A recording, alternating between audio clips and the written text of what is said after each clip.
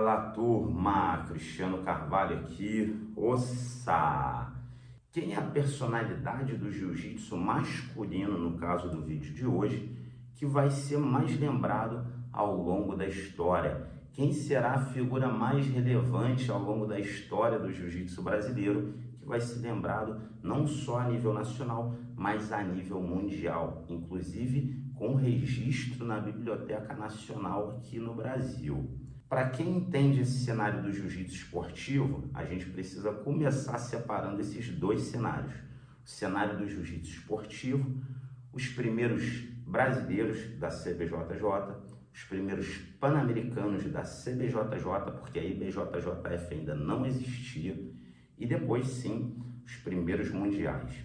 Com os primeiros mundiais e os pan-americanos que já vinham acontecendo fora do Brasil, surgiu a necessidade de se criar a IBJJF, a International Brazilian Jiu-Jitsu Federation, né? Então, essa é a entidade que organiza e que regulamenta a maior parte dos atletas pelo mundo. A gente precisa fazer essa diferenciação do jiu-jitsu competitivo, porque aí a gente pode pegar os primeiros campeonatos da CBJJ, por exemplo, década de 90, os primeiros brasileiros, pan-americanos. Depois a gente teve o primeiro mundial e com isso, consequentemente, a cada ano uma edição do mundial, quando ainda acontecia aqui no Brasil. Então, se você começou o jiu-jitsu há pouco tempo, o mundial da IBJJF, que é feito lá fora já há alguns anos, ele acontecia aqui no Brasil.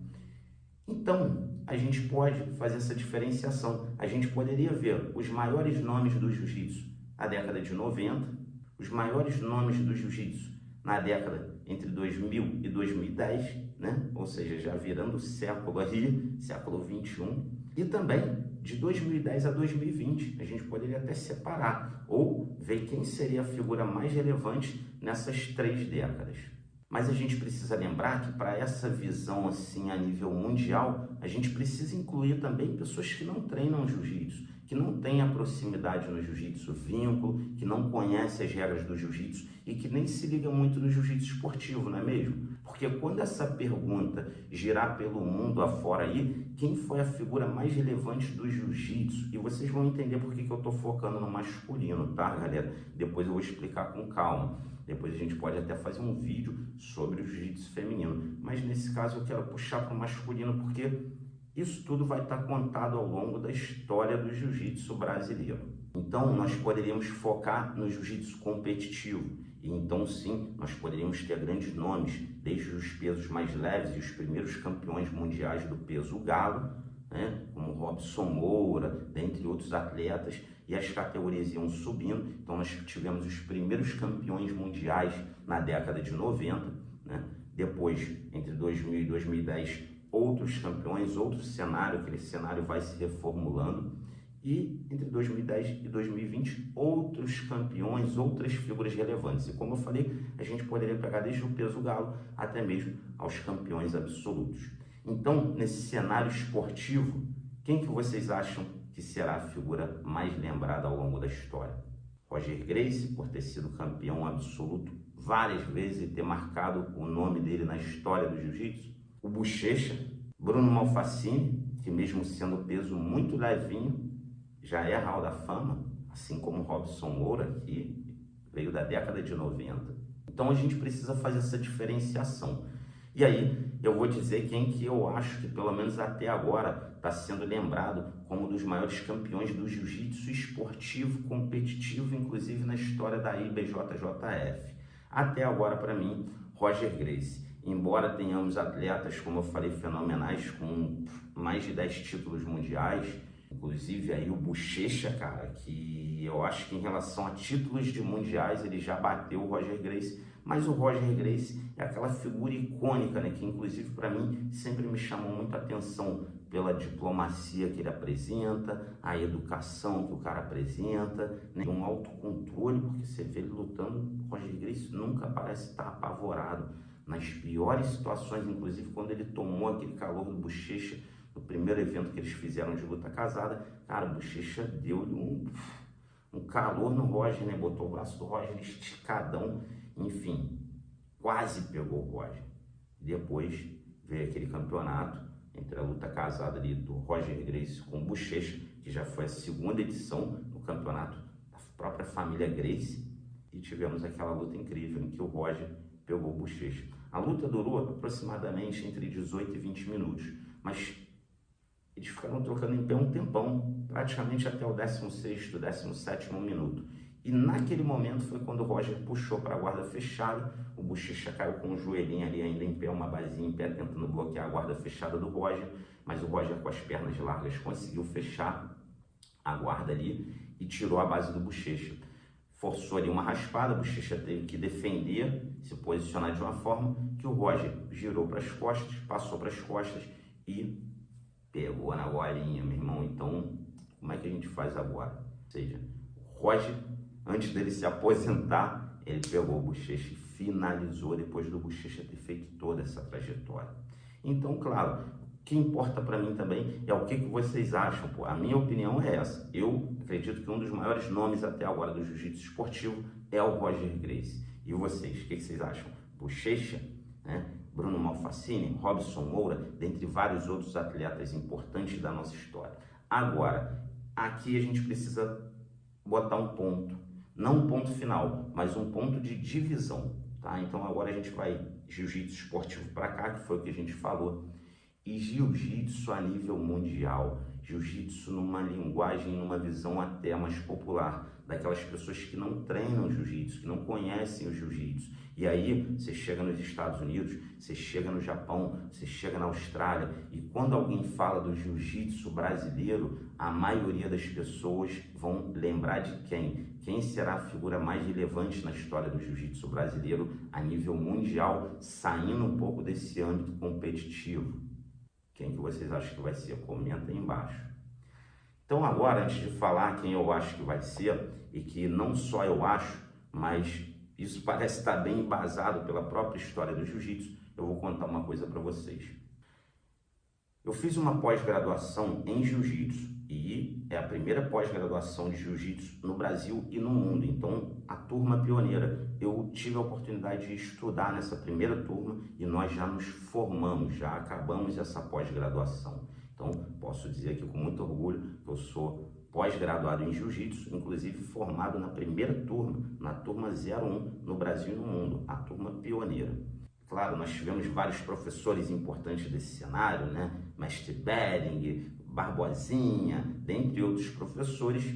A gente começou com o Drysdale, né? Robert Drysdale. Por que o Drysdale? Porque ele, além de ser um campeão, um cara que ganhou muitos torneios importantes no jiu-jitsu, inclusive também no sem pano, foi campeão ADCC. Cara, o Drysdale é formado em História. Então, na nossa pós-graduação, a gente entende que para falar da história do jiu-jitsu, a gente tem que traçar uma linha histórica do jiu-jitsu brasileiro, que não existia. Claro que já tinham documentos, jornais, revistas daquela época, alguma coisa de televisão que documentou, né, ou documentava parte daquilo que vinha acontecendo desde a época que o jiu-jitsu brasileiro começou a se desenvolver aqui, né, com a própria família Gracie, depois a família Fada, cada um ali fazendo o seu papel, cumprindo o seu papel na importância da história do jiu-jitsu brasileiro. Jiu-jitsu brasileiro, galera, se você for pesquisar jiu-jitsu, a história do jiu-jitsu, tá arriscado você bater de frente ali com a história do jiu-jitsu japonês. Então, precisa buscar a história do jiu-jitsu brasileiro. E nessa pós-graduação, claro, se percebeu que a história do jiu-jitsu brasileiro ainda não estava bem definida, bem traçada. E claro que a gente vai continuar contando essa história, montando a história do jiu-jitsu. Mas e de um ano para trás aí, o que tinha ao longo dessas décadas? Bom, revistas, jornais, como eu falei, alguns episódios de televisão que documentavam aqueles acontecimentos na época, fosse uma luta de vale tudo do mestre Hélio Gracie, fosse um desafio de uma arte marcial para outra, tudo isso foi sendo documentado. Porém, na Biblioteca Nacional não tinha nada sobre jiu-jitsu. Hoje a gente já tem uma parte da história do jiu-jitsu brasileiro disponível na Biblioteca Nacional. Então você pode ouvir alguém falar que os Gracies foram mais importantes, que os Fadas foram mais importantes, mas o que vai prevalecer como história do jiu-jitsu brasileiro? O que vai ficar lá na Biblioteca Nacional. para que as pessoas possam pesquisar, porque de resto vai ficando como falácia. Aconteceu isso na época, em 1960 e tal, e aí fulano pegou ciclano, brigou e fechou a academia lá, saíram na mão, ganhou, perdeu. Está documentado? Está na Biblioteca Nacional? Não? Então virou uma história que não tem um embasamento, né, registrado, tá, e documentado. Então a gente precisa, hoje em dia, entender a história desse jeito. Não importa se eu gosto mais da parte que fala da família Gracie ou da parte que fala mais da família Fada, não importa. Eu preciso entender que a história do jiu-jitsu, ela não está constituída só do que eu gosto ou só do que eu acho que é verdade ou que eu me identifico. E a história de todos os países, em qualquer lugar do mundo, ela é assim, né? Seria estranho eu pegar parte da história que eu me identifico e dizer, a história do jiu-jitsu foi isso, essa e essa, porque eu me identifico, ou porque eu gosto, ou porque a minha linhagem é Gracie, então acredito que a história do jiu-jitsu foi feita pela família Gracie. Não. Está na Biblioteca Nacional e vocês já podem encontrar, vamos dizer, referências lá, beleza? Então, depois de tudo isso, o Robert Drysdale falou uma coisa que para mim fez muito sentido. Ele falou assim, a nível mundial, para quem não compete no jiu-jitsu, não entende muito, não se envolve nesse cenário do jiu-jitsu competitivo, as pessoas vão lembrar do Royce Gracie. Inclusive, lembrarão mais do Royce Gracie do que o próprio pai Hélio.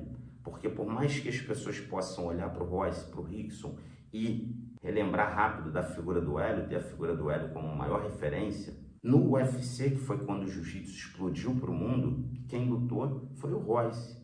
Então nós temos carreiras de atletas como Rickson, tivemos carreiras de atletas importantíssimos, não só no jiu-jitsu, mas no MMA, que não é da família Gracie, mas nesse caso eu acredito sim que uma das figuras mais relevantes e que será lembrada ao longo de toda a história vai ser o Royce Gracie. Porque, como eu falei, quando a gente entra no âmbito competitivo do jiu-jitsu, BJJF e tal, sim, você vai encontrar pessoas que vão dizer, eu acho que um atleta que vai ser mais lembrado vai ser o Bochecha. Mas quando você sai desse âmbito competitivo, o jiu-jitsu brasileiro, ele muda de aspecto, né? Então ele teria que ser um aspecto mais abrangente. E é por isso que a gente entende que o Royce vai ser um dos mais lembrados ao longo da história, porque quando sai desse aspecto competitivo, as pessoas vão lembrar da jaula. Caramba, qual foi aquela arte marcial que no primeiro UFC e nas primeiras edições do UFC dominaram aquele octógono, dominaram a jaula? Quem foram os lutadores? Quem foi? Quem era do jiu-jitsu brasileiro que levou o jiu-jitsu para o mundo e fez o mundo conhecer o jiu-jitsu de forma impactante, de olhar e falar, caraca, aquele cara pequeno, com kimono, ele ganhava dos caras enormes sem kimono. Quem foi? Quem era esse cara? Royce Gracie, Royce Gracie. Ele vai ser o nome mais lembrado ao longo da história, segundo que conta o Robert Drysdale, e que para mim faz muito sentido. Mas, mais uma vez, esse vídeo é para puxar reflexões e para a gente ir desenvolvendo essa linha de raciocínio juntos. Comenta aqui embaixo quem que você acha que vai ser mais lembrado ao longo da história no jiu-jitsu brasileiro. Royce Gracie, Bochecha, Roger Gracie, Bruno Malfacine. Então esse é o meu primeiro vídeo aqui para Spartacus, falando da história do jiu-jitsu brasileiro. Cristiano Carvalho aqui mais uma vez, pós-graduado em jiu-jitsu. Foi um prazer enorme trazer aqui mais um vídeo para vocês. Tamo junto e até a próxima. Ussa!